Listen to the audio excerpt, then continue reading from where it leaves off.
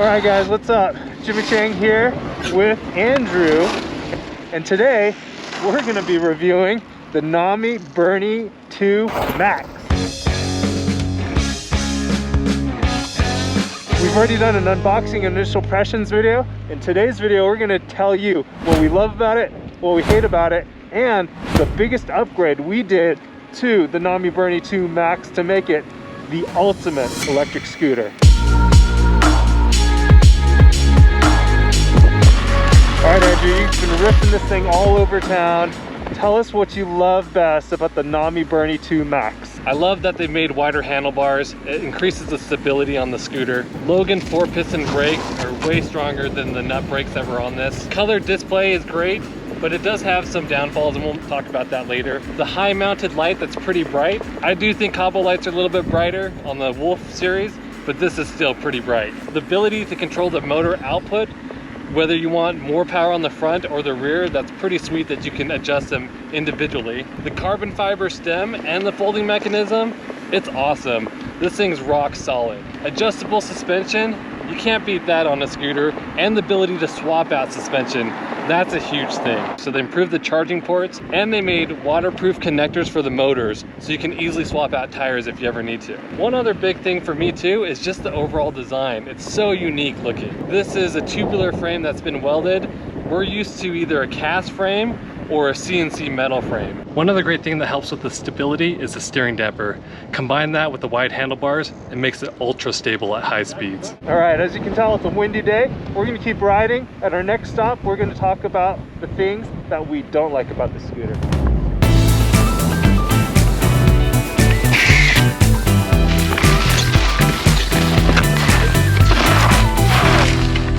Whoa.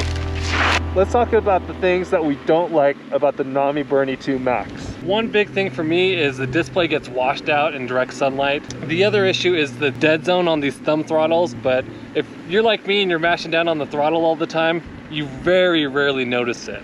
By far the biggest issue that I found was when I was going over 50 miles per hour, it would have a little bit of an imbalancing feel on the tires. I reached out to the NAMI Facebook group, and everybody told me that if I swapped these tires out for PMT tires, it would fix the issue. I really didn't believe them. I thought they were kind of full of it, but as soon as I switched these to PMT tires, this thing rides like a dream. So I would definitely tell you guys to upgrade it. And then that brings you to the point of those waterproof connectors. It was so much easier to change the tires on this. So right here, you'll see this is an easy disconnect. It's pretty stiff on there, so you definitely want to use a heat gun or a blow dryer. But once you undo it, it's going to look like this. So you can just easily unplug it, do your tire change, and then plug it right in. It does show dirt more because it's black, but it is easy to clean. The other thing that I would say, a lot of people mentioned in the comments from our previous unboxing and impressions video about how the horn placement is directly in the splash zone, and that it's over time it's going to get wet and it's going to wear down and die. I think it's a valid concern, but we just haven't seen it yet. But I agree, I would prefer to have the horn in a more protected location. They improved the turn signals and wrapped them around the back, but they're still pretty low and hard to see. I was riding with Will, the guy who helped me switch these out for PMT tires, and when he'd go to brake, I would notice it was really hard to see him braking. And shout out to Will, another scooter head in the community that helped us with the tire swap for the PMT tires. I would say that is the biggest and the best upgrade you can do for this scooter to improve the ride. Whoa, that's crazy how big those waves are. So this is a first for us. We're gonna have to check this out. But it's a windy day and the waves in the reservoir are huge. We almost want to go get our surfboards. Let's ride down there and check it out. That's crazy. It's like we're in an ocean, but it's a reservoir. Wow. But it's just a wind doing that, huh? Yeah, that's crazy. All right, Andrew, tell us about the hill climbing on this thing. This thing is awesome. It's got plenty of power to go up the steepest hills you want to go up, and I never feel like it's ever just jerking me up the hill. It's just smooth as butter. All right, let's check out how the suspension works down some of these stairs. Oh, this pedal's loud. Hippity hoppity. So Andrew was talking about the suspension and how it's really soft, even though he has it on in the stiffest setting. And back there was an example. So as he was jumping, because the suspension was so soft, it bottomed out, scraped up the kickstand. Normally when we measure clearance, we're going from the bottom of the scooter down to the bottom, but you're losing some clearance because of the kickstand here. Yeah, almost 2 inches. And that's what's scraping off.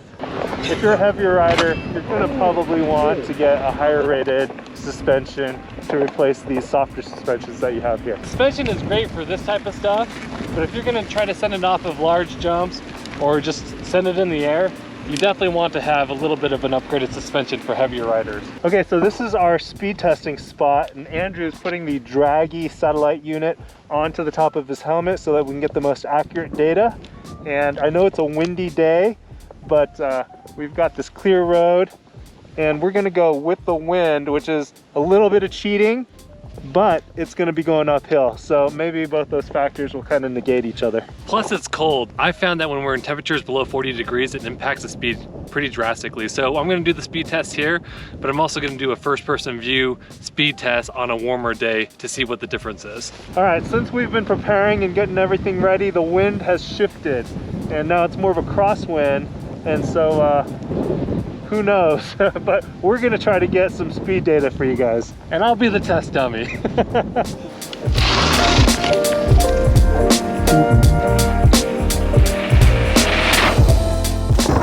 That was pretty sweet. How'd it go? The wind and the cold is definitely impacting it quite a bit.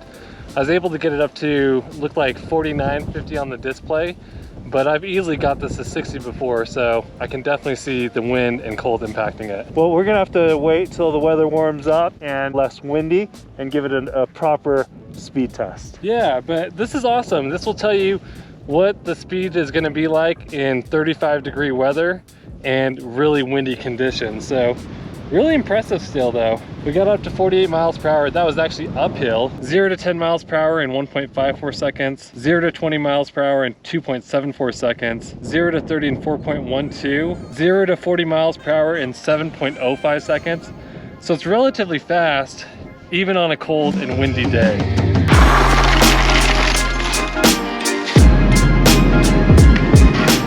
But if you've learned something, if you found something of value from this, make sure to give the video a thumbs up and subscribe to the channel. It's the best way to support us.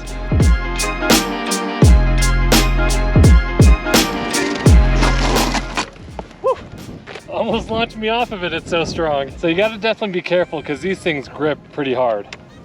Especially with those tires too. Those tires you should switch them up for. Yeah, it completely morphed the scooter. So if you look at the unboxing video, I could easily make the tires pill out.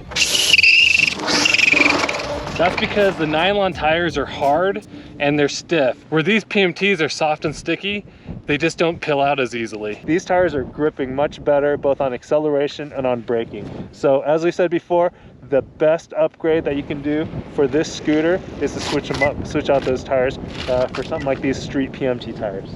This folding mechanism's pretty awesome too. So you just unlatch this, but it's really beefy. I've never had any stem wobble issues at all with the scooter. I never have to really adjust this thing, because on other scooters, I always have to kind of mess with the folding mechanism. However, there is one downside to this, is when you fold it, the screen just kind of sits there. It doesn't really hit, but I do wish there was a little bit more protection for the screen. It's relatively not too hard to lift into a car. You just need to start with one side first. You put that up there. You got this nice beefy handle here. Lift it up, and you want to set it on the steering damper up. And there you go. Not too crazy. I'm not the strongest guy, so anybody can lift this into a car. If you have any other questions, check out our full written review at gotscooter.com. As always, when you guys ride, wear your safety gear.